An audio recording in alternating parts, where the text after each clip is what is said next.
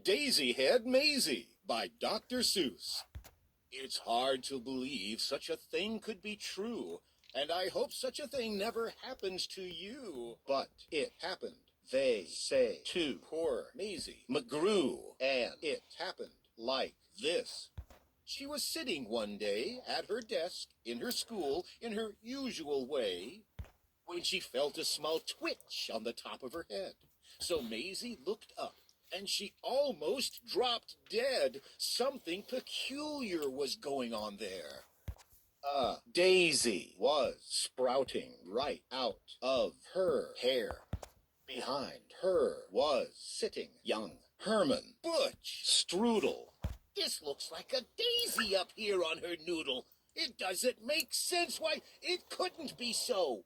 A noodle's no place for a daisy to grow.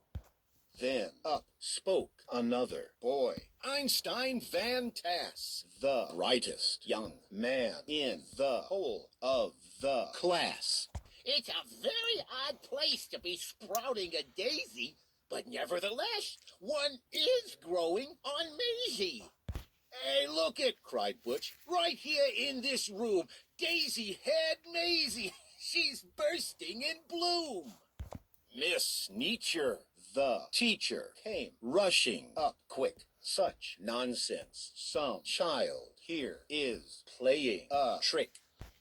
Which one of you boys stuck that thing in her hair? You know that a daisy could never grow there.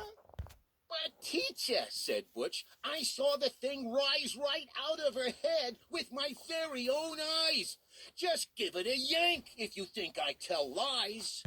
But Miss Nietzsche had heard quite enough of this talk. Maisie, hold still. Let me get at that stalk. Ouch, hollered Maisie. Quit yanking, Butch said. You're giving her pains. I'll bet that those roots go way down in her brains. The kids in the class started shouting like crazy. Daisy Head, Daisy Head, Daisy Head, Maisie. Children, be quiet! Good grief and alas! Miss Nietzsche was shocked by the noise in her class. I've taught in this room 20 years, maybe more, but I've never seen anything like this before. I'll have to report it. You'll just have to come to the principal's office and show Mr. Grum. Now the principal, good Mr. Gregory Grum, was a very wise man, just as smart as they come. He knew more than anyone else in this nation about long division and multiplication. He knew all the answers, why oceans are deep, why skies are so high, and why mountains are steep. He should have the answer to this thing on Maisie. My word, he declared, it's a genuine daisy. I've seen them quite often in fields growing wild, but never before on the head of a child. Now, what in the world ever made this thing sprout? I have no idea, but I'm going to find out. It says here, daisies grow on the land. They grow between rocks. They grow also in sand. It mentions right here they can grow in a pot, but mention the head of a girl, it does not. Daisies, it says, sometimes grow in Alaska. Also Missouri, Rhode Island, Nebraska. They grow in Japan and in Spain and Peru, in India, France, and in Idaho, too. They grow in South Boston and also in Rome. But why should they grow on this little girl's dome? Say, look it, said Maisie. It's wilting! It's drooping! How wonderful, Maisie! It soon will be dead! You'll be rid of that daisy! In just a few minutes, our troubles will pass, declared Mr. Grum. Take her back to the class. Then the principal saw a most terrible sight. The daisy was dying, and that was all right. But that daisy was part of poor Maisie McGrew, and Maisie was starting to wilt away too. Teacher, said Grum, you know what I think? They're both going to die. Hurry, bring them a drink. That Daisy, that girl's the worst problem in town. You take her away and you make her lie down. You lock her up tight in that room down the hall. There are quite a few numbers that I've got to call. Get Maisie's parents on the end of the line. I need them here quickly while there is still time. On the phone, Maisie's mom asked, "What's all the fuss?"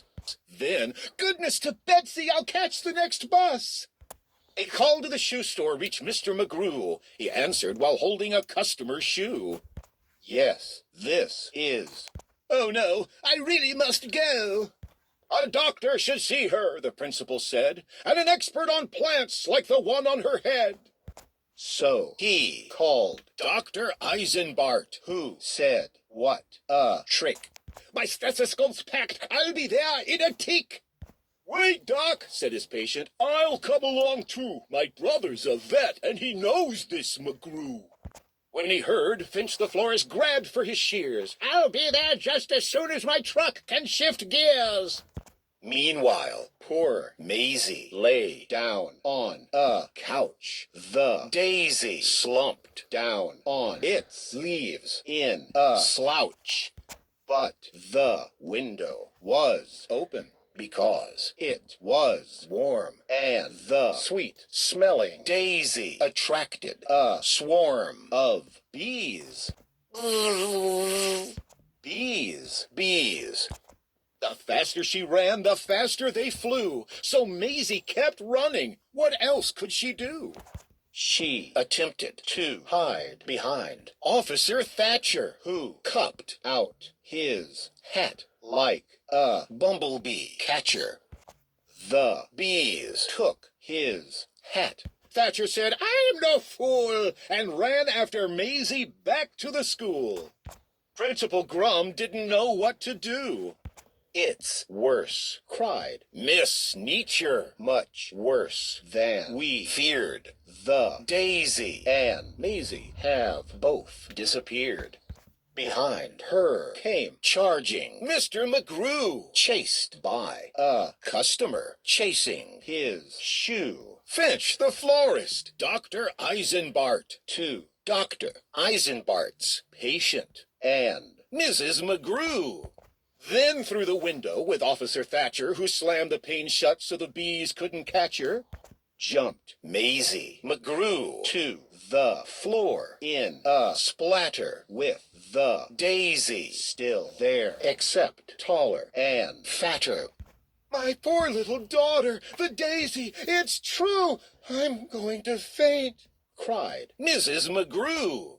"Tut, tut," said the florist, "there's no need for tears. Just because there's a daisy between her two ears, I'll snip it right off with my sharp pruning shears." "She's my patient. Don't touch her. You must stand apart. We have to have room," said Doc Eisenbart. "I think that Maisie and her plant could help me get a research grant." Then the door opened wide, and the mayor stepped inside. At meetings and greetings there was none to compare. He was best at long speeches, chock full of hot air. "I promise, my friends, that if I'm re-elected, this daisy on Maisie will be disconnected. The law of our fathers is simple and sound. Daisies belong and should stay in the ground. The rest are illegal. We'll bar them from town." From the back came a voice, sometimes loud, sometimes slick, of a wheeler and dealer who knew every trick. "I'm Finagle the agent. You've heard of me, I'm sure. I represent young... what's-his-name, and others now on tour. But Maisie, you're so special. Please let me shake your hand. Your talent is a wondrous thing, unique in all the land." Daisy Head Maisie, spelled out in bright light, will draw kids in the day and parents at night. Daisy Head Maisie, you've got quite an act. Just stick with me, kid, and sign this contract. Your flower needs to sign, too. Her mother said, Maisie, don't be a fool, and the principal begged her not to leave school, but Maisie didn't stop to blink. She signed her name in think-proof ink. And the Daisy signed, too. Daisy Head fever was gripping the nation. It had quickly become a worldwide sensation. Daisy Head burgers and Daisy Head drinks, Daisy Head stockings, and Daisy Head sinks, Daisy Head buttons, and Daisy Head bows. Maisie was famous, the star of her shows. Fame had knocked on Maisie's door. Now she had it all, and more. Piles of money stacked in tins. But what is money without friends? A dream had led her far astray. That was the price she had to pay. Maisie McGrew ran night and day, nowhere to go, nowhere to stay, because she was sure that everyone must have written her off in total disgust. Over and over again in her head, these are the words that poor Maisie said. I can never go home. Nobody loves me, nobody loves me, nobody loves me. Nobody loved her. Poor Maisie McGrew. It's hard to believe such a thing could be true. And maybe that's why, then, this Daisy above, when Maisie below began talking of love, well, you know about daisies. When love is in doubt, the job of a daisy is try and find out. They love her. They love her not. They love her. They love her not. Don't worry, Maisie. They love you. They love me. Well, that's how it all happened. The thing went away, and Maisie McGrew is quite happy today, back at her studies and doing just great in all of her subjects in room number 8. And concerning that daisy, you know that it never grew out of the top of her head again, ever.